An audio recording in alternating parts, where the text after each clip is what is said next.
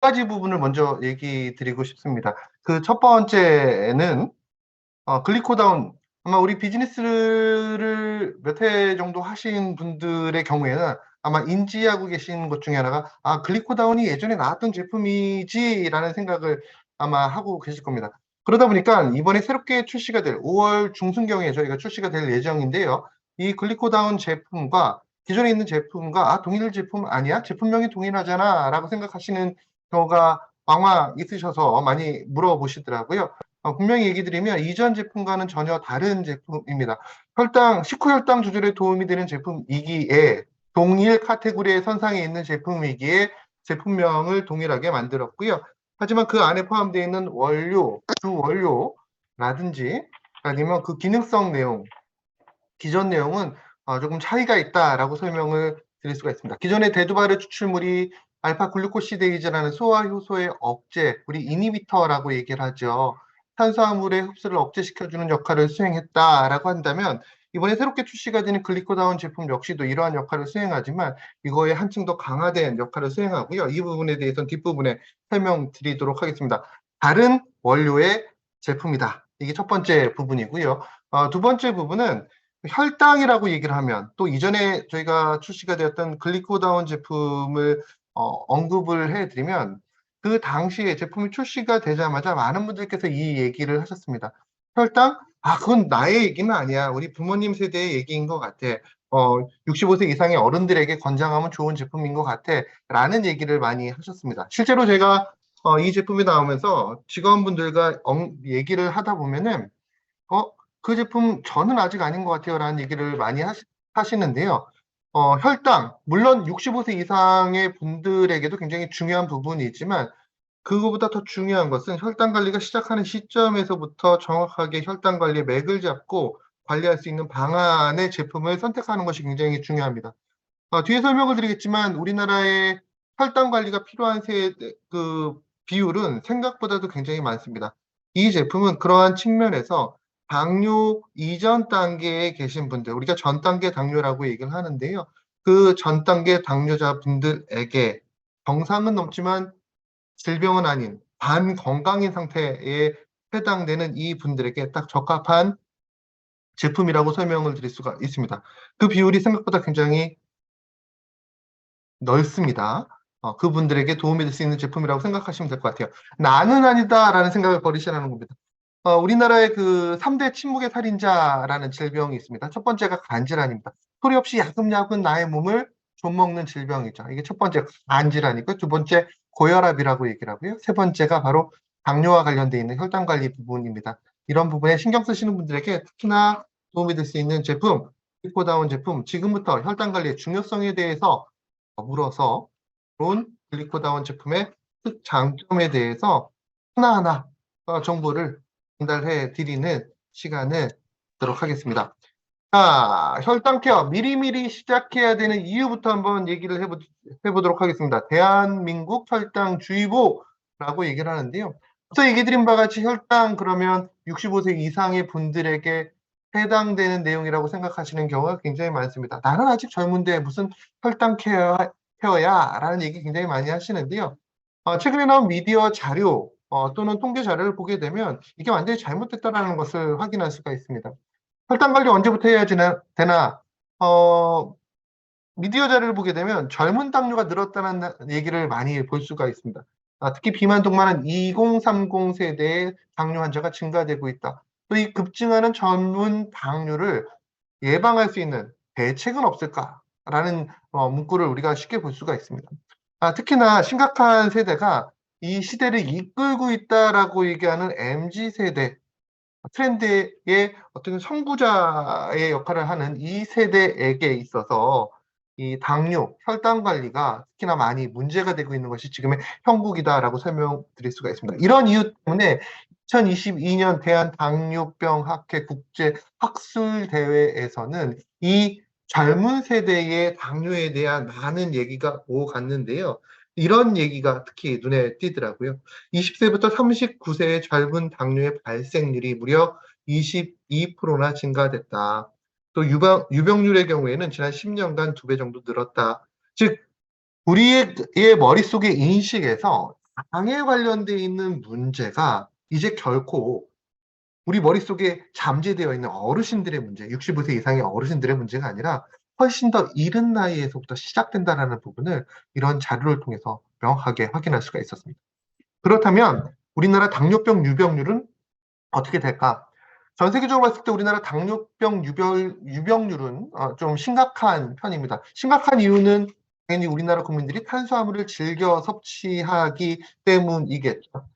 를 보게 되면 30대 이상의 성인의 경우에는 6분의 1이 굉장히 높죠. 16%예요. 30세 이상의 16%. 65세 이상의 성인 10명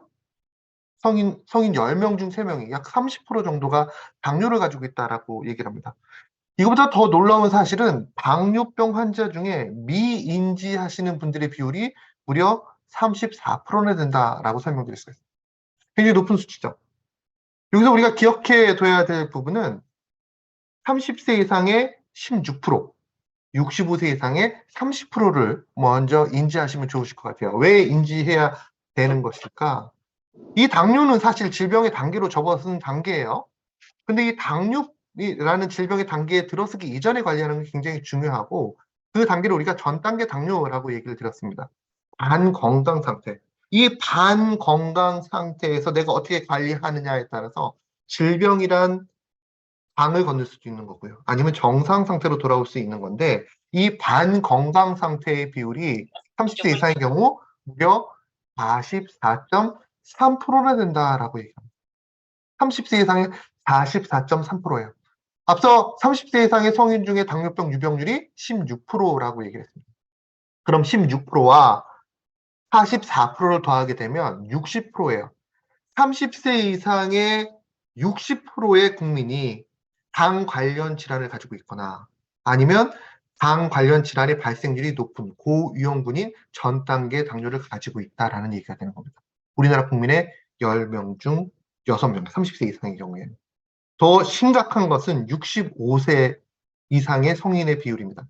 전 단계 당뇨가 무려 50%입니다. 앞서 당뇨가 65세가 거의 30% 정도 된다라고 얘기를 했죠. 그러면 그 30%에 50%를 더하게 되면 65세 이상의 성인의 경우에는 80%가 당뇨를 가지고 있거나 향후 5년 이내에 최대 40% 이상 당뇨로 이행될 수 있는 전 단계 당뇨를 가지고 계신 분들이다라고 설명드릴 수가 있습니다. 그만큼 우리나라에서 관리가 되지 않는 게 바로 당뇨라고 설명을 드릴 수가 있죠. 왜? 눈에 보이지 않으니까. 증상이 없기 때문에. 야금야금 우리 몸을 갉아먹는 침묵의 살인자이기 때문에. 그런 이유 때문에 미리미리 인지하시고 자연스럽게 자신의 혈당 관리를 선택할 수 있는 방법. 우리 식생활을 고려했을 때 어쩔 수 없이 발생할 수 있는 확률이 높은 게 바로 이 혈당 문제라고 얘기를 하거든요. 그런 이유 때문에 미리미리 관리하시는 것이 최선이다라고 설명을 드리겠습니다. 그러면 이 혈당 그러는데 혈당 수치와 혈당이란 무엇인지 한번 보도록 하겠습니다. 일단 정상 혈당 수치에 대해서 한번 얘기를 드려볼게요. 정상이라는 것은 공복 혈당 기준을 합니다. 8시간 정도 식사를 하지 않은 상태에서의 혈당은 100 미만이 정상이라고 얘기를 합니다. 그럼 당뇨의 경우에는 126 이상인 경우에 당뇨라고 얘기를 하죠. 그런데 당뇨와 정상의 사이가 크게 됩니다. 그럼 100 이상 125 이하는 뭐야? 이 부분을 우리가 전 단계 당뇨라고 얘기를 하죠. 반건강 상태라고 얘기해요. 몇 해 전만 하더라도 전 단계 당뇨라는 구역은 존재하지 않았습니다. 정상 당뇨의 범위는 그냥 기본적으로 125 이하여야 한다라는 것이 일반적이었어요. 126 이상이면은 당뇨라고 얘기를 했죠. 근데 가만히 보니까 이 당뇨가 증상도 없고 한번 발생하면 이 당뇨가 이전 상태로 돌아가기가 굉장히 힘든 거예요. 그래서 국가에서는 전 단계 당뇨라는 그 구역을 만들자. 그를 통해서 많은 국민들에게 당뇨의 위험성을 인지시키자 해서 만들어진 게 바로 100 이상 125 이하의 반건강 상태 전 단계 당뇨. 5년 이내에 최대 44%가 당뇨로 갈 수 있는 위험성을 인지시키기 위해서 만든 구역이다라고 설명을 드릴 수가 있습니다.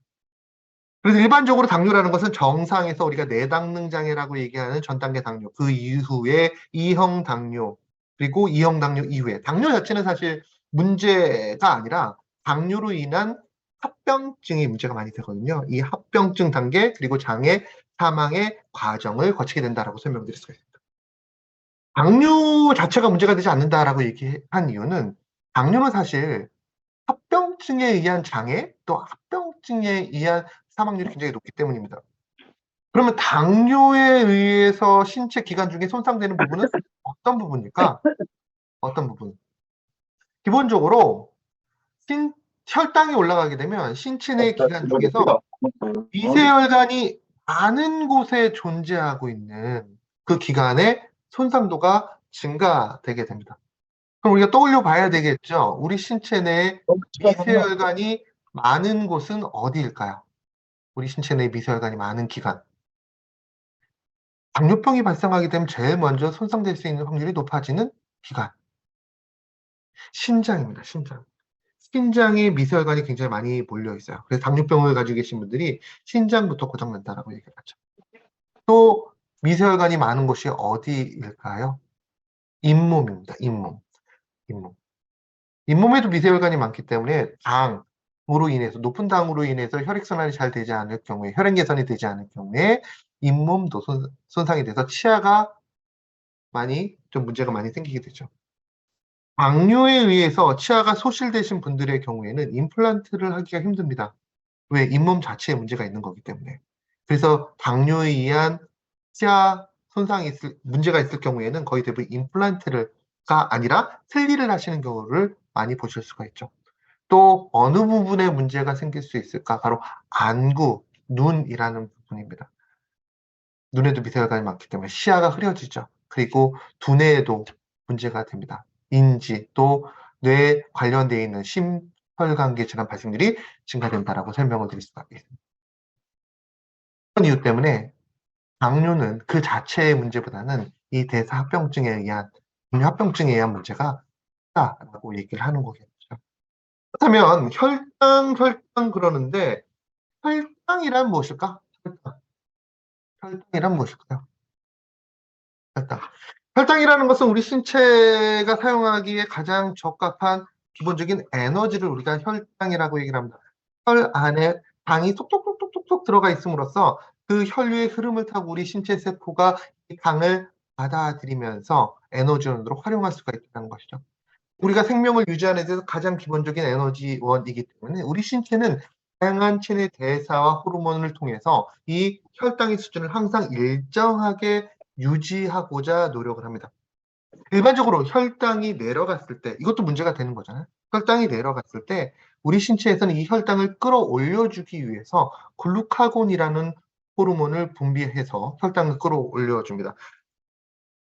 그리고 반대로 혈당을 너무 치고 올라갔을 때 이것을 정상 범주로 낮추기 위해서 사용하는 호르몬을 우리가 인슐린이라는 호르몬을 얘기하죠. 사실 우리 신체에서 낮은 수준의 혈당을 끌어올리는데 도움이 될 수 있는 호르몬은 또 행위들은 여러 가지가 있어요. 하지만 높은 혈당을 끄집어 내려주는 데 있어서 도움이 될 수 있는 호르몬은 인슐린이 유일하다라고 설명드릴 수가 있습니다. 그래서 인슐린이 혈당 관리에 있어서 중요하다라고 얘기를 하는 거겠죠. 그렇다면 인슐린은 실질적으로 어떤 역할을 수행할까? 그림을 통해서 한번 보도록 하겠습니다. 인슐린이라는 것은 이 혈당 수준이 올라갈 경우에 화면에서처럼 혈당 수준이 올라갈 경우에 이 혈당을 세포 안으로 밀어주는 되게 중요한 역할을 수행하는 열쇠와 같은 역할을 수행합니다. 세포라는 아이는 자신을 보호하기 위해서 또 외부의 인자들로부터 항상 보호하기 위해서 문을 항상 닫아놔요. 문을 항상 닫아놔요. 즉 혈류에 포도당이 많아도 세포는 문이 닫혀 있기 때문에 이 포도당이 자기 스스로 세포 안으로 들어올 수 없다는 것이죠. 그럼 누군가 세포의 문을 열어줘야 되는데 그 세포의 문을 열어주는 아이가 바로 인슐린이라는 아이입니다. 한마디로 당이 들어가는 문을 여는 열쇠와 같은 역할을 수행한다라고 생각하시면 될 것 같아요. 열쇠 꼭 기억하시면 됩니다. 열쇠가 세포에 당이 들어가는 문을 열게 되면 문이 열리고 당이 세포 안으로 들어가면서 우리가 에너지원으로서 사용하게 된다라고 설명드릴 수가 있습니다. 근데 우리가 너무 급작스럽게 높은 수준의 당을 섭취하게 되면 혈당치가 갑자기 올라가게 되면 깜짝 놀라죠. 우리 신체에서는 이 인슐린 깜짝 놀라서 인슐린이 과도하게 분비가 됩니다.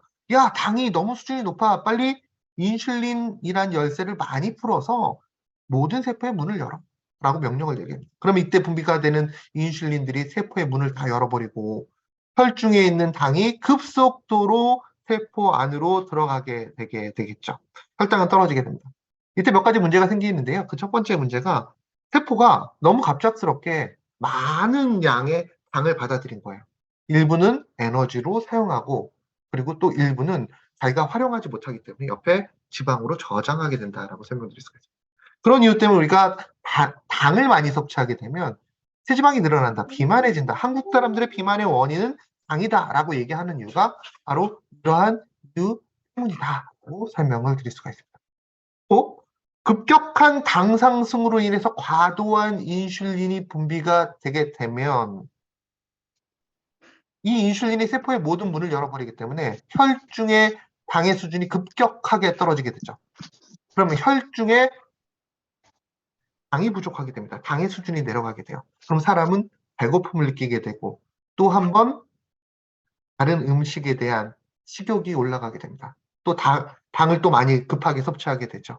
이런 과정이 반복되면서 혈당치가 치고 올라가는 혈당 스파이크가 반복되기 때문에 그럴 때마다 인슐린이 분비가 되고 인슐린의 사용도가 증가됨으로써 이 열쇠라고 제가 얘기 드렸잖아요. 이 열쇠가 닳게 돼요. 열쇠가 닳게 되면 처음에는 하나의 인슐린이 세포의 문, 예를 드는 겁니다. 세포의 문 하나를 열었다면 이제 두세 개의 인슐린이 나와야지만 세포의 문 하나를 열 수 있는 상황까지도 발생할 수 있다는 겁니다. 이것을 우리가 인슐린 저항성이라고 얘기를 하죠. 인슐린이란 열쇠가 아무리 많이 분비가 돼도 결과적으로 세포의 문이 열리지 않기 때문에 당이 혈중에 그대로 쌓여 있고 세포는 반대로 에너지를 받지 못해서 배고파지는 그런 상황을 우리가 당뇨라고 얘기를 합니다. 그래서 기본적으로 혈중의 당 관리를 위해서, 당뇨 관리를 위해서 가장 기본이 되는 것은 혈당 스파이크가 치고 올라가는 것을 막아주는 겁니다. 혈당 스파이크가 치고 올라가는 것을 막아주는 가장 기본적인 방법은 역시 탄수화물의 섭취를 절제하는 게 가장 좋은 방법이라고 많은 전문가들은 오늘 하고 있다라고 설명을 드렸습니다. 근데 우리나라 사람들이 탄수화물 중독이라서 저를 포함해서 탄수화물을 섭취하지 않으면 뭔가 먹은 듯한 그런 느낌이 나지 않는 분 아마 굉장히 많으실 겁니다. 예컨대 고깃집을 얼마 전에 그 팀원들과 갔어요. 삼겹살집을. 비슷한 예를 제가 한번 예를 들었던 것 같은데 삼겹살집 가면 삼겹살을 시키는데 우리 일반적으로 삼겹살집 가면 2명이 가가지고 2인분 시키면 이거 죄악이잖아요. 2명이 가서 어떻게 2인분을 시켜 삼겹살집 가가지고 2명이 가면 4인분 시키고 한 6명 가면 한 10인분 먹는 게 또 기본적이잖아요. 자신의 양보다 인분수보다는 좀 더 많이 섭취하는 게 일반적인데 근데 참 이상하게 삼겹살집 가서 그렇게 고기를 많이 먹는데도 불구하고 배부름을 느끼지 못하는 경우가 왕왕 있습니다. 그래서 삼겹살집의 뭔가 하이라이트는 마지막에 삼겹살을 다 먹은 다음에 된장찌개와 공깃밥을 먹는 거, 또 물냉면으로 입가심하는 거. 이게 기본이잖아요. 그때서야 이제 좀 배부르는 경우가 왕왕 많이 있죠. 그럼 왜 우리가 고기를 먹을 때는 기본적으로 포만감을 느끼지 못하고 밥을 먹을 때만 또 면을 먹을 때만 포만감을 느낄까? 이게 바로 탄수화물 중독의 가장 대표적인 사례라고 생각하시면 될 것 같아요. 일상적인 생활 속에서 밥을 먹지 않으면 탄수화물을 섭취하지 않으면 배부름을 느끼지 못하는 분들. 이 혈당 관리가 필요한 대표적인 분들입니다. 그럼 이런 분들이 혈당 관리를 하지 않으면 어떤 문제가 발생하는 것일까? 일반적으로 혈당이 올라간다라는 것은 그 자체가 문제가 되는 것이 아니라 제가 앞서 얘기 드렸듯이 혈관에 심각한 손상을 일으키고 미세혈관이 많은 곳에 심각한 문제를 일으키고 그로 인한 여러 가지 대사병증으로 인해서 삶의 질을 떨어뜨리는 대표적인 문제가 바로 이 혈당 건강 관련돼 있는 문제입니다. 혈당이 올라가게 되면 기본적으로 미세혈관이 몰려 있는 곳에 건강에 문제가 기능이 떨어지게 됩니다. 망막, 시야가 흐려집니다. 뭔가를 바라보는 데 있어서 어려움을 느끼게 되죠. 우리 신체 평생 태어나는 순간부터 죽기 전까지, 아니 태어나기 전부터 뛰는 게 바로 심장이죠. 태아 때부터. 이 심장의 기능도 떨어지게 됩니다. 실제로 뒤에 얘기 드리겠지만 당뇨병 환자의 65%의 사망 원인은, 당뇨병을 가지고 계신 분들의 65%의 사망 원인이에요. 굉장히 높은 겁니다.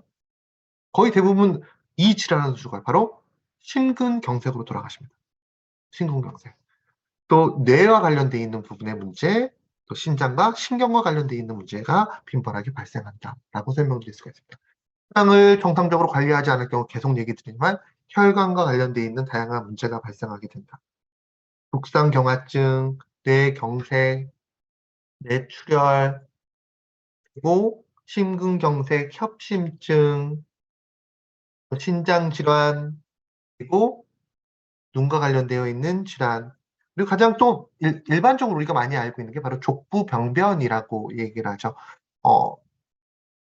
장의 문제를 가지고 계신 분들의 경우에는 발 관리를 잘 하셔야 됩니다. 발에 한번 상처가 나게 되면 또 그 통증도 만만치 않고요.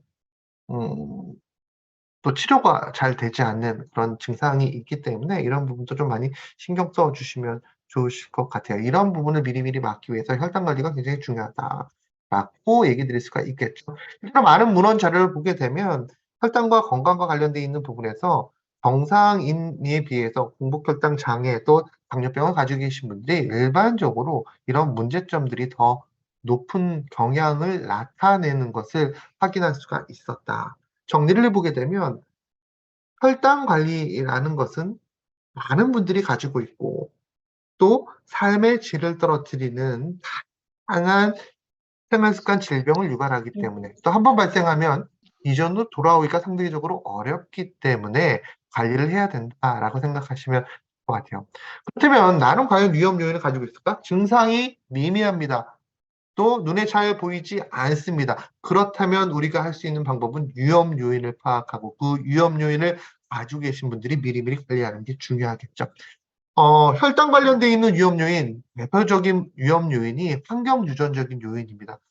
이 환경 유전적인 요인이라는 것은 우리가 식구라는 개념이에요. 같은 식생활권에 있는 분들, 같이 아침, 점심, 저녁을 드시는 분들, 아니 점심을 요즘에 따로 먹으니까 아침과 저녁을 같이 드시는 그런 개념으로 생각했을 때 우리 가족 구성원 중에서 한 분이라도 당뇨병이 있으면 그 음식, 그 식단을 같이 공유하는 분들의 당뇨병 확률이 그렇지 않은 분에 비해서 굉장히 높다라고 설명드릴 수가 있습니다. 즉 부모님들이 당뇨병일 경우에 똑같은 식단을 섭취하는 아이의 당뇨 발생률이 증가할 수밖에 없다라고 설명드릴 수가 있죠. 즉 가족 구성원 중에 이러한 원인으로 당뇨병이 있는지 확인하는 것이 굉장히 중요하고요. 또 장기간 약물을 복용하신 분들, 또 이런 분들도 계실 수 있을 겁니다. 여성분들 중에서 임신성 당뇨를 경험하신 분들, 또는 4kg 이상의 아이를 분만한 경험이 있는 여성분들의 경우에도 당 관련되어 있는 조절에 문제가 있다라고 생각하시면 좋으실 것 같아요. 특히나 우리나라 그 여성분들에게 꼭 얘기 드리고 싶은 건 임신을 준비하시는 여성분들에게 꼭 얘기 드리고 싶은 거는 임신이라고 하면 우리가 임신 정기와 중기와 후기로 얘기를 하잖아요. 이 영양 관리가 굉장히 중요한데 일반적으로 임신 정기에는 다양한 영양소, 비타민과 무기질, 식물 영양소 등을 섭취하는 게 바람직합니다. 이때는 태아의 세포가 분열하는 시점에서 몸을 만드는 단계이기 때문에 열량 에너지원보다는 미량의 영양소를 섭취하는 것이 더 바람직하고요. 중기 이후부터는 미량의 영양소와 더불어서 이 만들어진 아이의 신체를 더욱더 성장시키기 위한 적절한 열량 에너지원 섭취가 굉장히 중요하죠. 그런데 우리나라의 경우에는 임신 초기부터 너무 과도한 열량 에너지원 위주로 음식을 섭취하기 때문에 임신성 당뇨 문제가 좀 심각하다라고 설명을 드릴 수가 있습니다. 또 일상적인 생활 속에서 대사증후군 위험 요인을 하나라도 가지고 계신 분들, 뭐 엉덩이, 허리 둘레비가 좀 정상 범위를 넘는다, 또 중성지방, 고밀도 콜레스테롤이 낮은 분들, 반면에 LDL 콜레스테롤 수준이 높은 분들의 경우에도 우리가 당뇨와 관련되어 있는 위험 요인이 굉장히 높다라고 생각하시면 좋으실 것 같습니다. 또 증상, 미미한 증상이에요. 미미한 증상이지만 확인하면 좋겠죠. 이런 증상이 있을 경우에는 꼼꼼하게 자신의 당 체크해 보시는 거 좋으실 것 같은데요. 기본적으로 체중 감소가 있으신 분들, 아무런 이유 없이 체중이 감량되시는 분들, 우리 당 관련돼 있는 문제의 전형적인 증상 중에 하나입니다. 아무런 이유 없이 체중이 감량되면 거의 대부분의 분들은 당 관련되어 있는 부분에 문제가 있다라고 생각하시는 것보다는 좋다라고 생각하시는 분이 더 많지 않을까라고 생각을 해봅니다. 그런데 분명히 얘기 드리면 이 지방이라는 거 지금 너무 우리 신체 내 체지방이 과도하기 때문에 좀 얘기를 하고 있지만 사실 우리 신체 내에서 필수적인 요소 중에 하나이죠. 그런 이유 때문에 신체가 만드는 거겠죠. 우리 신체가 지방을 만들 때는 그냥 자연스럽게 만들어지는 게 아니라 이 신체 입장에서는 에너지를 소모해서 지방을 만드는 겁니다. 즉, 이 얘기는 비용을 들여서 지방이란 아이를 만들었다라는 것이죠. 비용을 들여서 만들어진 지방이라는 것은 이것을 없애기 위해서는 그 비용에 준하는 뭔가를 해야지만 그 지방이 없어질 수 있다는 얘기입니다. 따라서 아무런 이유 없이 지방은 절대로 감소되지 않는다. 그럼에도 불구하고 내가 식단을 바꾸지도 않았는데 또 운동을 잘 하지도 않는데도 불구하고 체중이 감량됐다? 계절이 바뀌어서 감량됐다라고 하시는 분들도 많이 계십니다. 봄이 되니까 여름이 되니까 체중이 감량되는 것 같아. 진짜 그거는 극히 드문 케이스고요. 체중이 감소된 이유는 분명히 그 원인이 있기 때문에 그 부분에 대해서 철저하게 파악하시고 관리하시는 것이 중요하고요. 혈당 관리라는 것도 그런 측면에서 봤을 때 이유 없이 체중이 감소됐어? 그럼 혈당도 한번 생각해 보시는 것이 바람직합니다. 또 피로감과 식곤증이 이전에 비해서 유난히 심한 경우에도 혈당 관련돼 있는 문제가 있다라고 얘기를 합니다. 에너지의 대사가 원활하게 이루어지지 않기 때문에 이런 경우가 발생할 수 있습니다. 혹시 이런 경험이 있으신지 모르겠습니다. 집에 가서 저녁 식사 전에 밥 나올 때 간혹가다 바로 이렇게 딱 집에 가면 한상 그득하게 차려져 있으면 좋음에도 불구하고 딱 집에 가니까 이제 밥을 막 짓고 있어. 한 20분, 30분 걸리잖아요. 그럼 그 사이에 식탁 위에 보니까 초콜릿이 있네. 식탁 위에 보니까 뭐 과자가 있네. 빵이 있네. 그래서 그 빵 한 조각 먹었더니 갑자기 졸음이 쏟아지는 경우. 뭔가를 먹은 다음에 탄수화물을 섭취한 다음에 피로감이 막 올라가는 경우. 이것도 당 관련되어 있는 대사의 문제점이 많은 증상 중에 하나다라고 설명드릴 수가 있습니다. 또한 다음, 수분을 많이 섭취하고자 하는 갈증을 느낄 때, 또 화장실에 자주 갈 때, 또 음식을 많이 먹어도 배부름을 느끼지 못할 때, 또 혈당 관련되어 있는 문제가 있다고 생각하시면 좋으실 것 같아요. 치아 흐림이나 또 구내염은 누구나 발생할 수 있습니다. 그런데 너무 빈번하게 발생하거나 또는 한번 발생한 구내염이 잘 낫지 않은 경우에도 혈당 관련되어 있는 부분에 문제가 있다고 생각하시면 될 것 같아요. 사실 제가 얘기 드리면서도 다른 어떤 건강상의 문제와 중복되는 부분이 굉장히 많기 때문에 이 하나하나의 요소만 가지고 이게 혈당 문제야라고 얘기하는 것이 굉장히 어려울 수는 있습니다. 하지만 계속 얘기 드리지만 한 번 발생한 혈당 문제는 이전 상태로 돌아가기가 굉장히 힘들기 때문에 조금의 요런 부분의 증상이 나타나면 그 부분의 대비 차원에서 혈당 관리의 대비 차원에서도 한번 자신의 혈당을 파악해 보는 것도 좋은 부분이 될 수가 있겠죠. 그렇다면 혈당 관리를 위한 생활 습관 관리 어떻게 해야 되는지 한번 보도록 하겠습니다. 너무나 교과서적인 얘기예요. 운동과 식단, 영양이라는 부분을 관리를 하셔야 돼요. 혈당에 있어서 우리가 보게 되면 조절할 수 있는 요인이 있고 조절할 수 없는 요인이 있는데요. 일단 조절할 수 없는 요인은 말 그대로 할 수 없는 요인이에요. 나이가 들어감에 따라서 당의 대사 기능이 떨어지기 때문에 또 유전적인 요인이 있을 경우 이런 부분은 우리가 어떻게 할 수 있는 부분이 아니죠. 그래서 우리는 이 부분보다는 조절할 수 있는 위험 요인을 관리하는 것이 굉장히 중요합니다. 조절할 수 있는 위험 요인은 누구나 알고 있는 부분입니다. 너무나 교과서적인 생활 습관의 다양한 문제들이 포진되어 있는데요. 이 부분에서 가장 중요한 것은 과식입니다. 과식. 그리고 더불어서 비만을 관리하셔야 됩니다. 비만. 실제로 통계 자료를 보게 되면 우리나라 그 혈당 관리와 비만의 관련성에 있어서 비만을 가지고 계신 분들이 체지방 지수가 높은 분들이 일반적으로 당뇨 관련되어 있는 당 관련되어 있는 질환의 발생률이 높다라고 생각하시면 좋으실 것 같아요. 생활의 탄수화물 위주의 식단이기 때문에 우리나라 사람들이 당뇨 발생률이 높아. 그런데 이것만 가지고는 좀 부족하죠. 왜 이렇게 우리나라 사람들이 유독 다른 나라에 비해서 혈당 관련돼 있는 문제가 많을까? 그 이유 중에 하나가 우리나라 비만과 이 혈당은 거의 맥을 같이 하는데 우리나라 분들의 경우에는 이 비만 중에서 좀 특이한 비만이 많이 있다라고 얘기를 해요. 외국 분들 같은 경우는 뚱뚱한 비만이에요. 마르면 그냥 마른 사람이고. 근데 우리나라에는 마른데 비만인 사람이 굉장히 많죠. 우리가 마른 비만이라고 하는 분들. 즉 외국 같은 경우는 뚱뚱하면 당신 뚱뚱해. 그럼 당뇨 올 수 있는 확률이 높아. 당신 날씬한데? 그럼 뭐 좀 괜찮겠지. 근데 우리나라 분들 같은 경우는 뚱뚱한 사람들은 그냥 비만할 수 있는 그 당뇨가 발생할 수 있는 확률이 높아. 근데 이상하게도 마르면서도 비만한 분들이 굉장히 많다는 마른 비만. 이분들 같은 경우는 본인 스스로가 비만이라고 생각하지 않기 때문에 전혀 관리가 되지 않는다라고 생각하시면 될 것 같아요. 그런 이유 때문에 이런 분들의 경우에는 조금 더 신경을 써 주셔야 된다라고 설명드릴 수가 있습니다. 그리고 비만하신 분 외에도 또 관리를 해야 되실 분들 부분이 어떤 부분일까? 바로 식단 관리라는 분야. 앞서 계속 얘기 드렸죠. 탄수화물 많이 섭취한다라고 얘기를 드렸잖아요. 우리나라 사람들 탄수화물 워낙 좋아하기 때문에 일상적인 식생활 속에서도 탄수화물 비율이 굉장히 높아요. 우리가 에너지 적정 비율이라는 것이 존재하는데요.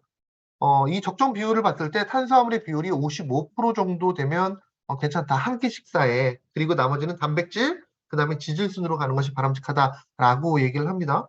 근데 실제로 우리가 섭취하는 식생활 속에 탄수화물, 단백질, 지질의 비율을 보게 되면 탄수화물의 비율이 생각보다 굉장히 높습니다. 55% 정도를 적정선이라고 함에도 불구하고 거의 80% 이상대가 탄수화물로 채워져 있다는 겁니다.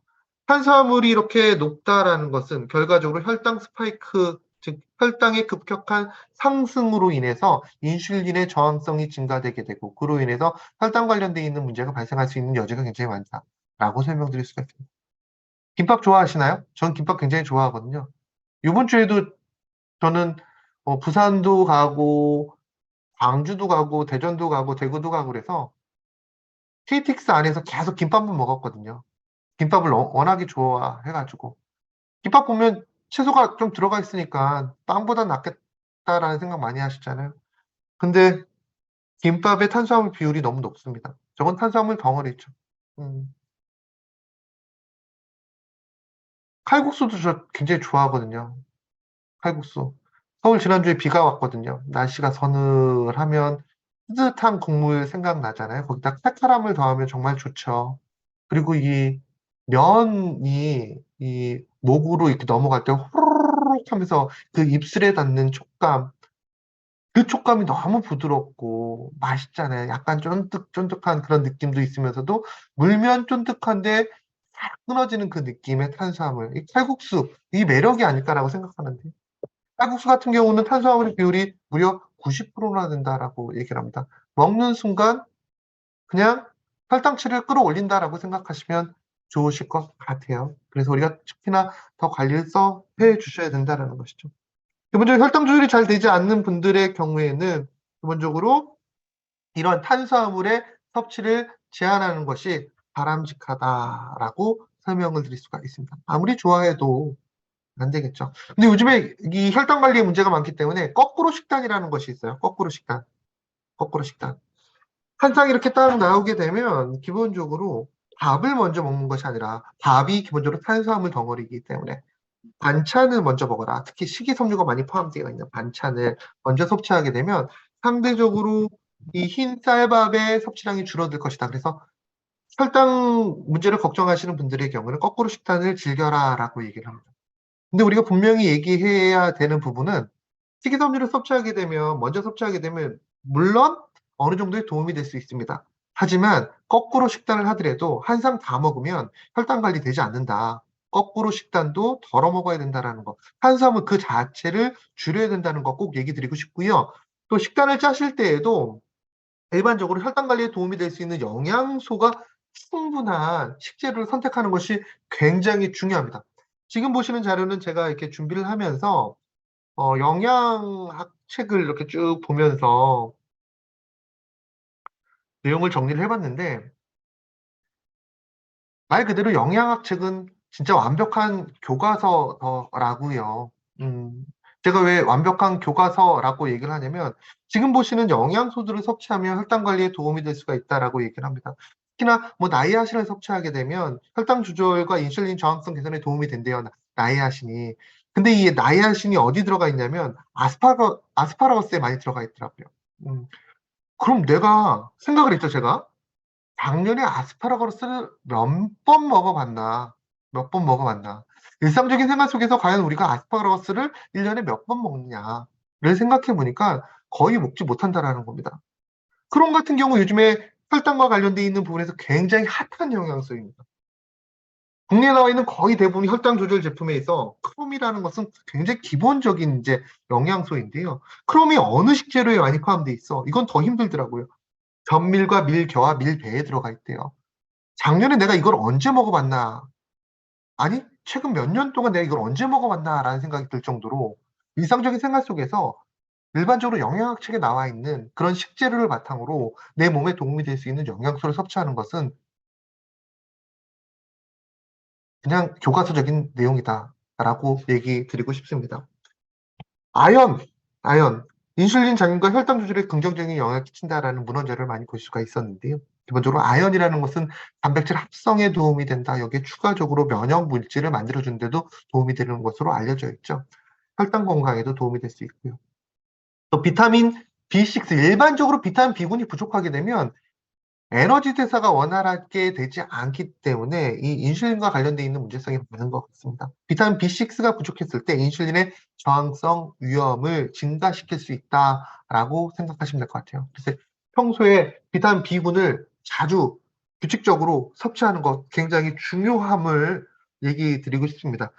일반적으로 사람이 이 신체를 움직이는 데 있어서 비타민 B군은 가장 기본적인 영양소 중에 하나입니다. 우리가 탄수화물과 단백질과 탄수화물과 단백질과 지방을 섭취하잖아요. 이 탄수화물과 단백질과 지방이 대사되는 데 있어서 가장 기본이 되는 영양소가 바로 비타민 B군입니다.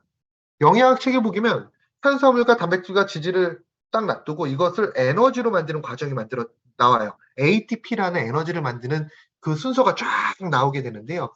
이 모든 순서에서 가장 기본적으로 사용되는 것이 바로 비타민 B군이라고 생각하시면 될 것 같아요. 제가 지금 말을 하고 있잖아요. 말을 하고 있다라는 것은 에너지를 소모하고 있다라는 겁니다. 그럼 비타민 B군을 소모하고 있다라는 것이죠. 또 저는 말을 하면서 생각을 합니다. 또 말을 하면서 생각을 하면서 지금 화면 속에 리더 여러분들의 얼굴을 보고 있습니다. 너무 지루해하지 않나? 그러면서 스트레스를 받는 거죠. 어떻게 해야 되지? 다음에 무슨 말을 해야 될지. 이때 기본적으로 사용하는 에너지가 비타민 B군이라고 생각하시면 됩니다. 그래서 현대인들에게 비타민 B군은 부족할 수밖에 없는 그런 영양소라고 생각하시면 될 것 같아요. 의식적으로 꾸준하게 섭취하는 것. 굉장히 중요하다라고 설명드릴 수가 있습니다. 또 비타민 E의 경우에도 혈당 수준을 일정하게 유지시켜주는 데 도움이 된다라고 얘기를 하고요. 한국 사람들에게 좀 부족한 영양소로 알려져 있는 셀레늄 역시도 혈당과 관련되어 있는 부분에 긍정적인 역할을 수행하는 것으로 알려져 있습니다. 이 영양소를 꼭 기억해 두시면 좋으실 것 같습니다. 일상적인 생활 속에서 나이아신, 크롬, 그리고 아연, 비타민 B6, 비타민 E, 셀레늄이라는 영양소는 혈당과 관련되어 있는 부분에 유의미한 역할을 수행하는 영양소이기 때문에 이러한 영양소가 꾸준하게 포함되어 있는 식재료를 선택해서 섭취하는 것이 굉장히 중요하다라는 부분, 건강 영양학적인 측면에서 꼭 얘기 드리고 싶고요. 또 운동이라는 부분도 굉장히 중요합니다. 우리가 혈당을 조절하는 호르몬, 혈당을 끌어올려주는 호르몬을 제가 글루카곤이라는 호르몬을 얘기 드렸고요. 이 글루카곤 외에도 혈당 끌어올리는 행위들은 몇 가지가 더 있다라고 얘기를 드렸습니다. 그에 반해서 혈당을 끄집어 내려주는 호르몬은 인슐린이 유일하다라고 얘기를 했어요. 근데 우리 신체에서는 이 인슐린이 없어도 혈당 수준을 낮출 수가 있습니다. 그 방법이 바로 지금 보시는 운동이라는 방법입니다. 어떻게 낮출 수 있지? 인슐린이란 아이가 세포의 문을 여는 열쇠라고 얘기를 드렸잖아요. 그런데 근육에 있는 이 당을 받아들이는 문은 인슐린에 의해서 문이 열리는 것이 아니라 근육을 수축시킬 때, 즉 운동을 할 때 문이 열리게 됩니다. 그런 이유 때문에 운동을 하시게 되면 혈중에 당이 근육 안쪽으로 싹 문이 열리면서 들어가게 되고 혈당의 수준을 낮춰주는 데 도움이 될 수 있죠. 그래서 운동, 기본적으로 혈당 관리가 필요하신 분들에게 기본이 되는 요소라고 설명드릴 수가 있습니다. 근데 여기서 중요한 게 있습니다. 과연 운동을 언제 해야 되느냐가 굉장히 중요하다는 것이죠. 운동을 어느 시점에서 해야 되느냐. 체지방 관리를 위한 운동과 혈당 관리를 위한 운동은 시간대가 다르죠. 일반적으로 체지방 관리를 위한 운동은 공복 시에 하시는 것이 바랍니다. 빈속에 운동을 해야지, 빈속에 신체에 존재하고 있는 탄수화물이 분해되고 그 다음에 단백질이 조금 분해되고 그 다음에 지방을 연소시키면서 운동의 효과를 볼 수가 있다는 거예요. 하지만 혈당과 관련되어 있는 부분의 운동은 식사하신 이후에 한 30분 조금 지난 시점에서 운동을 해주셔야지만 내가 지금 섭취한 열량 에너지원, 탄수화물에 의해서 혈당이 급속도로 치고 올라가는 것을 정상화시켜주는 데 도움이 된다. 그래서 혈당 관리를 위한 운동은 식후에 하시는 것이 바람직하다라고 설명을 드릴 수가 있습니다. 이 부분 꼭 기억해 두시면 좋으실 것 같고요. 사실 혈당 관리에 있어서 일상적인 생활 속에서 식단 관리, 또 영양 관리, 운동 관리를 꾸준히 하실 수 있다면, 지키실 수 있다면 건강기능식품은 필요하지 않겠죠. 하지만 우리가 일상을 살면서, 지금 이 시대를 살면서 내 건강을 위해서 적절한 식단 관리와 영양 관리 또 운동 관리를 하기가 현실적으로 힘들기 때문에 그 부족한 부분을 보완하기 위해서 우리가 선택하는 것이 바로 건강기능식품이 아닐까라고 생각을 해봅니다. 그렇다면 새롭게 출시가 되는 글리코다운 제품 과연 어떤 장점이 있을까?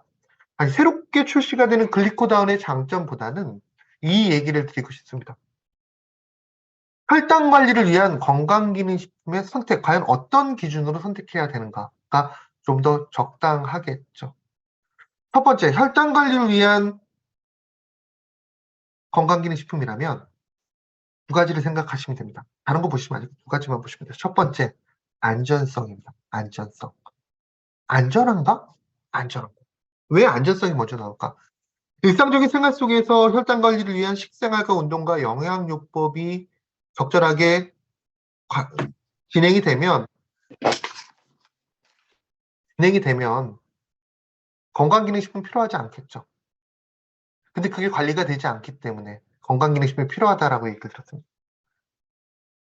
근데 이 영양과 식단과 운동이라는 것은 평생 내 신체를 만족시킬 수 있는 수준으로 우리가 할 수 있는 건 분명히 아니라고 생각합니다. 즉, 이 얘기는 혈당 관리는 우리가 살아가는 동안 꾸준히 해야 되고 그 꾸준함의 부족한 부분을 보충하기 위해서 건강기능식품 역시도 꾸준하게 섭취하는 것이 바람직하다는 겁니다.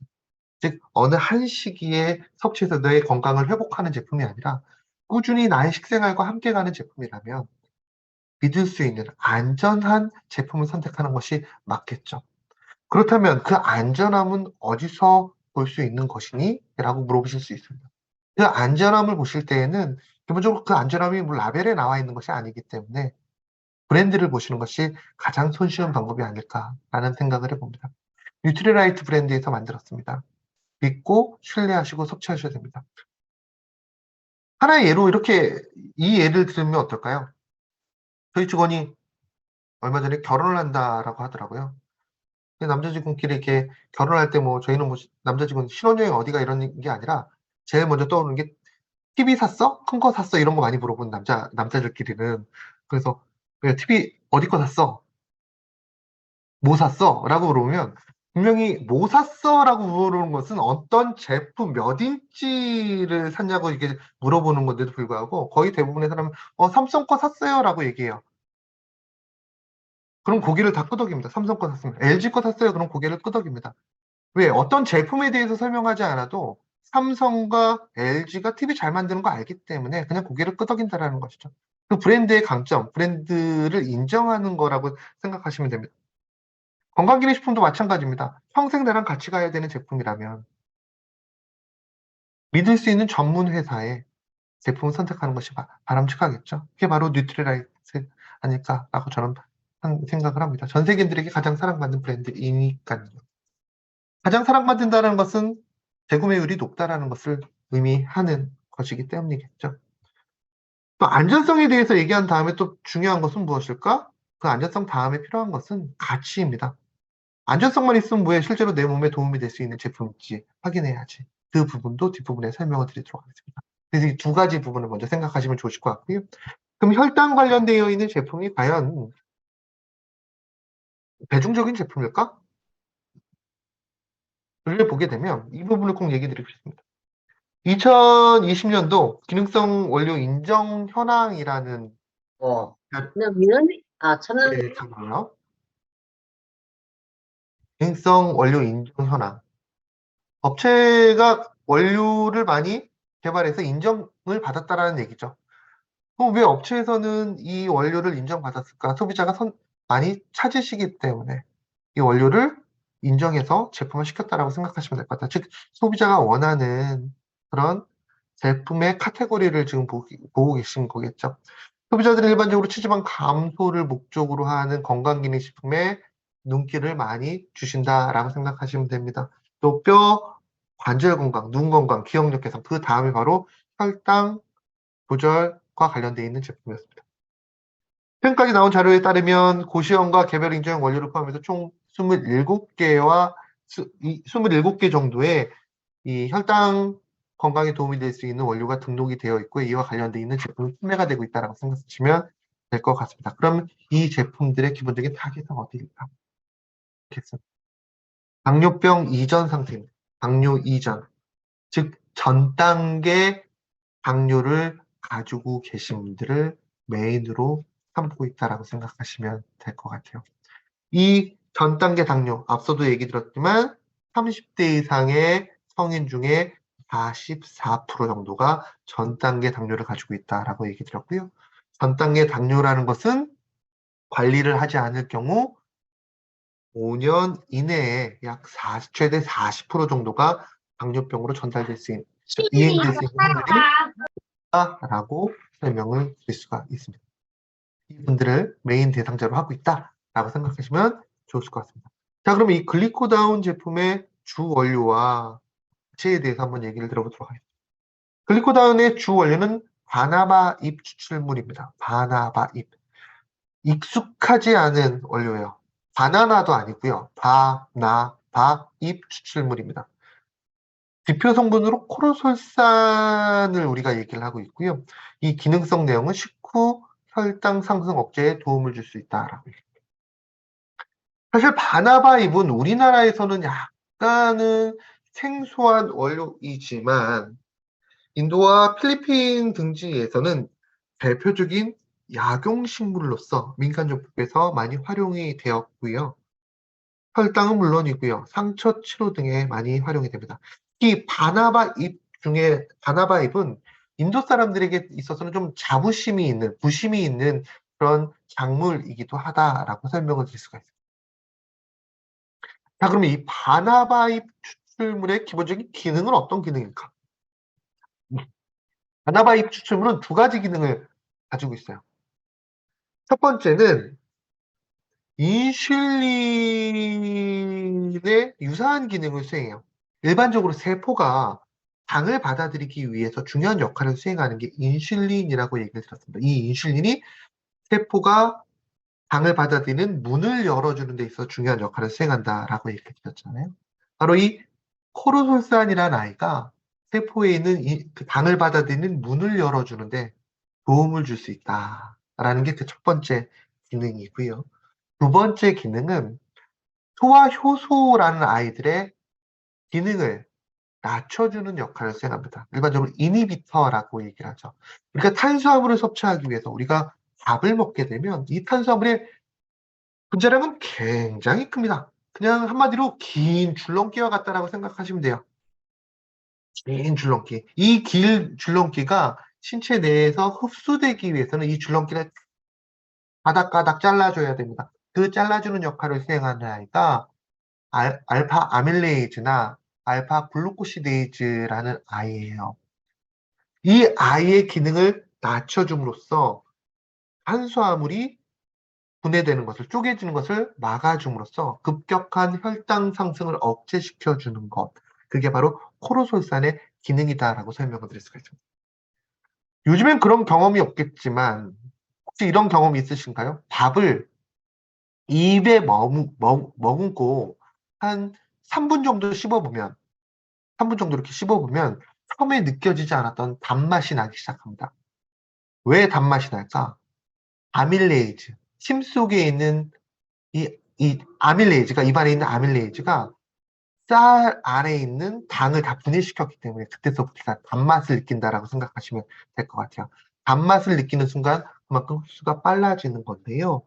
이 알파 아밀레이즈와 알파 글루코시데이즈를 억제하는 코르솔산은 한마디로 이 단맛이 나지 않게끔, 즉 쪼개지지 않게끔 만들어주는 역할을 수행한다라고 생각하시면 될 것 같습니다.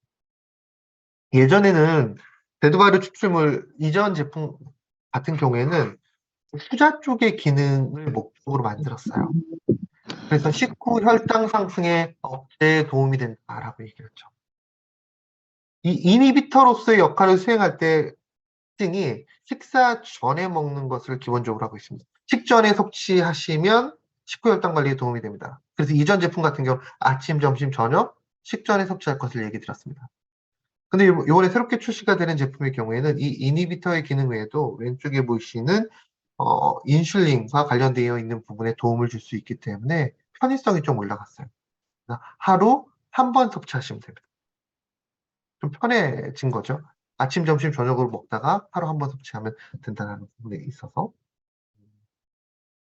이 부분도 참고해 주시면 좋을 것 같아요. 또 이전 제품 같은 경우는 대두바르 추출물이기 때문에 대두는 기본적으로 약간 특유의 향이 있잖아요. 저는 굉장히 청국장을 좋아하는 사람으로서 그 청국장의 느낌, 대두 발효되는 맛을 좋아하는데 향을 좋아하는데 그것을 좀 불편해 하셨던 분들에게 있어서는 이 제품이 또 그런 향이 또 없기 때문에 좀 도움이 되지 않을까 판단이 됩니다. 편의성과 기호성이 좀 강조됐다라고 생각하시면 될 것 같아요. 또 이것 외에도 바나바이 추출물의 특징은 많은 문헌자료에서 다양한 연구를 통해서 관련돼 있는 유의미한 내용들을 확인할 수 있었다라고 설명을 드릴 수가 있고요. 바나바이 추출물 같은 경우 우리나라에서 처음에 개별 인정형 원료로 제품이 만들어졌습니다. 최근에는 고시형 원료로 이렇게 좀 전환이 된 케이스예요. 개별 인정형 원료로 국내에서 처음으로 출시가 됐기 때문에 인체 적용 시험 자료가 있는데요. 자료를 보게 되면 일단 글루코솔, 새로운 글리코다운에 포함되어 있는 원료가 바로 글루코솔 원료예요. 이 글루코솔을 15일간 섭취했을 때 혈당 관리에 유의미한 역할을 했다라는 우리 인체적인 실험 결과를 볼 수가 있었습니다. 당연히 인체적인 실험에서 긍정적인 역할을 나타내는 것을 확인할 수 있었는데 요 인체적인 실험 결과에서 우리가 좀 재밌게 봐야 될 부분은 이전에도 비슷한 얘기를 해드렸는데요. 건강기능식품이라는 것은 좀 굵직하게, 좀 길게, 장기간 섭취했을 때 그 가치를 느낄 수 있는 것을 우리가 건강기능식품이라고 얘기를 하고요. 건강기능식품에 비해서 상대적으로 깁스효과를 낼 수 있는 것을 우리가 의약품이라고 얘기를 합니다. 의약품. 건강기능식품이 그래서 인체적인 시험 결과가 8주 정도가 돼요. 2달. 길죠. 그 정도 섭취했을 때 기본적인 가치를 느낄 수 있습니다. 일반적이죠. 근데 최근에 나온 이 제품들을 보게 되면 굿슬립 밸런스도 마찬가지이고요. 이 지금 보시는 바나바입 추출물도 마찬가지인데요. 예전엔 8주였던 것이 어느 순간에서 4주가 됐고요. 이 제품 같은 경우는 굿슬립 밸런스와 마찬가지로 15일, 2주 정도 섭취했을 때 그 역할을 나타냈다라는 부분을 좀 주목해 볼 필요가 있겠죠. 건강기능식품도 예전 같지 않게 좀 더 그 가치가 계속적으로 올라가고 있기 때문에 그 가치를 느낄 수 있는 시간이 점점 줄어든다는 것을 이런 문헌 자료를 통해서 확인할 수가 있었습니다. 바나바입이 들어가 있다. 또 인체 적용 실험 결과 유의미한 식후 혈당 관리에 도움이 되는 것을 확인할 수 있었다라는 내용을 기억해 두시면 좋을 것 같습니다. 또 하나, 이 글리코다운의 특징 중에 하나가 지금 보시는 내용이에요. 주원료가 하나가 아니에요. 바나바잎 추출물이 기본적으로 주원료예요. 근데 6가지 주원료가 추가로 들어가 있습니다. 그래서 오른쪽에 제품명을 보게 되면 글리코다운 아래쪽에 카테고리를 기재하게 되어 있는데요. 바나바잎 추출물, 이게 주원료라는 의미예요. 그리고 아래쪽에 보시게 되면 멀티비타민 미네랄이라고 되어 있습니다. 멀티비타민과 미네랄도 주원료로 배합되어 있다라는 의미입니다. 일반적으로 멀티비타민 미네랄이라는 문구를 쓰기 위해서는 1일 섭취량 기준으로 했을 때 영양성분 기준치가 30% 이상일 경우에 우리가 주원료로 볼 수가 있습니다. 근데 지금 보시는 것이 나이아신, 비타민 B6, 비타민 E, 아연, 셀레늄, 크롬 같은 경우에는 좀 더 높죠. 크롬은 667%, 나머지 주원료는 영양소 기준치 대비 100%의 함량을 나타내고 있다는 거. 이 제품의 색이에요. 이 제품의 색이에요. 다른 제품과 한번 비교를 해보시게 되면 혈당 관리에 도움이 될 수 있는 제품으로 지금 보시는 나이아신과 비타민 B6, 비타민 E, 크롬, 아연, 셀레늄이 부원료로 들어가 있는 경우가 많습니다. 부원료로. 또는 한두 가지 주원료이고 나머지는 부원료로 들어가 있는 경우가 굉장히 많아요. 근데 이 제품은 6가지 주원료, 특히 크롬 같은 경우는 영양성분 기준치 667%가 포함이 되어 있습니다. 하나의 제품에 이렇게 특정 영양소가 많이 포함이 되어 있다는 것은 그 영양소에 힘을 주기 위함이다라고 생각하시면 될 것 같아요. 이런 주원료가 포함이 되어 있다. 그리고 여기에 또 추가적으로 우리가 기능성 표시는 하지 못하지만 부원료도 꼼꼼하게 한번 챙겨봤습니다. 인시투라는 원료를 부원료로 포함을 시켰습니다. 이 인시투는 국제서행에서 주로 나오는 해조류 두 종을 우리가 얘기를 해요. 그 원료를 담은 것을 인시투라고 얘기를 하는데요. 부원료임에도 불구하고 인체적인 실험 결과가 있어요. 물론 우리 제품에 들어가 있는 함량과는 다르지만 그 인체적인 실험 결과를 보게 되면 기본적으로 식후 혈당 조절에 도움이 되는 그런 원료입니다. 여기서 근데 참 재밌는 게 식후 인지 기능 개선이라는 문구를 볼 수가 있어요. 그리고 식후 집중력 개선이라는 문구를 볼 수 있습니다. 인지 기능 개선은 뭐야? 밥을 먹으면 똑똑해지는 건가? 이게 과연 어떤 의미일까? 앞서 제가 이런 얘기 들었습니다. 혈당과 관련되어 있는 문제가 있으신 분들의 경우에는 갑자기 탄수화물을 섭취하게 되면 급격한 졸음이 오는 경우가 있습니다. 라고 얘기를 했습니다. 그런 부분에 도움이 될 수 있는 원료라고 설명을 드릴 수가 있습니다. 이런 부분도 참고해 주시면 좋을 것 같아요. 정리를 해보면 2가지 형태로 나옵니다. 한 달 분량과 3개월 분량으로 나올 예정이 있고요. 이 제품의 장점을 한번 얘기를 드리면 다음과 같은 3가지로 정리를 할 수가 있습니다. 혈당 상승 억제에 도움이 될 수 있는 주원료 바나바잎 추출물의 코로솔산 지표 성분이 포함이 되어 있다는 것. 그리고 이 성분의 기본적인 내용이 인체적인 실험 결과 혈당 수치의 유의적 감소를 나타낸다는 점이 이 제품의 가장 큰 가치이고 장점이고요. 이 부분에 보탬이 될 수 있는 주원료가 비타민 무기질이 6종이 추가적으로 포함되어 있다는 것, 또 부원료까지 꼼꼼하게 포함되어 있다는 것이 이 제품의 가장 큰 장점입니다. 이렇게 얘기 드리면 인터넷 검색 막 하시게 되면 이런 얘기가 나올 수 있습니다. 어떤 얘기냐면 바나바잎 추출물은 고시형 제품이기 때문에 인터넷에서 많이 찾을 수가 있어. 그 제품과의 차별성 무엇이니? 라고 얘기를 하신다면 앞서 얘기 드린 바와 같이 멀티비타민 무기질 6종이 주원료로 포함이 되어 있다는 점과 인시투라는 보기 드문 특별한 꼼꼼한 부원료가 포함이 되어 있다는 점과 더불어서 한 가지 더 얘기 드리면 바나바 잎이라고 모두 다 똑같은 바나바 잎은 아닙니다. 뉴트리라이트는 뉴트라이트답게 100% 순수한 인도산 프리미엄이라고 우리가 지칭할 수 있는 바나바 잎을 사용했고요. 또 그 프리미엄 바나바 잎을 활용함에 있어서 이 원료를 인도에서 좀 손꼽히는 전문 기업에 더 납품을 받는다라고 생각하시면 될 것 같아요. 우리나라에 바나바 잎 추출물은 많습니다. 하지만 뉴트라이트 브랜드를 달고 있는 바나바 잎은 글리코다운이 유일하다라고 설명드릴 수가 있고요. 그 뉴트라이트라는 브랜드를 달기 위해서 철저하게 관리하고 입증한 제품이 바로 글리코다운 제품이라고 설명을 드릴 수가 있습니다.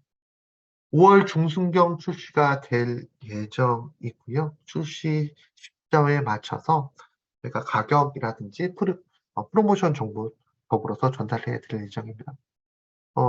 저희가 마지막까지도 좀 비즈니스에 도움이 될 수 있는, 또 건강에 도움이 될 수 있는 그런 내용을 계속적으로 막판 조율을 하고 있어서 이런 내용은 다음 부분에 다시 한번 얘기 드리는 시간을 갖도록 하겠습니다.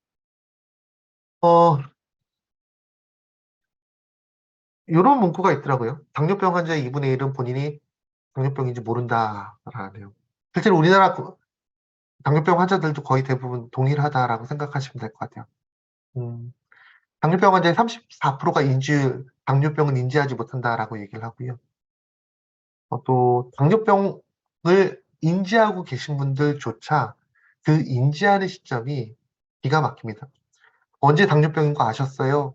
일부는 뭐 혈당 체크하다 보니까 알았습니다 라고 하신 분도 있지만, 많은 분들께서 눈이 좀 안 좋아져가지고 병원 가보니까요. 요즘에 치아 상태가 안 좋아져가지고 병원 가보니까요.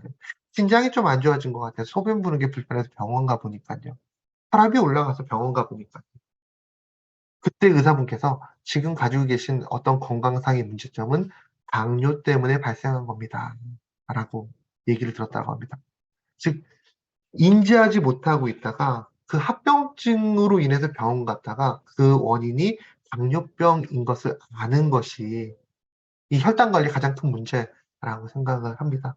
그런 이유 때문에 건강한 삶을, 또 어느 날 갑자기 올 수 있는 건강상의 문제점을 우리가 지키고 또 막기 위해서 혈당 관리는 선택이 아닌, 기본적으로 탄수화물을 좋아하는 현대인들에게는 필수, 의미가 아닐까라고 생각을 하고요.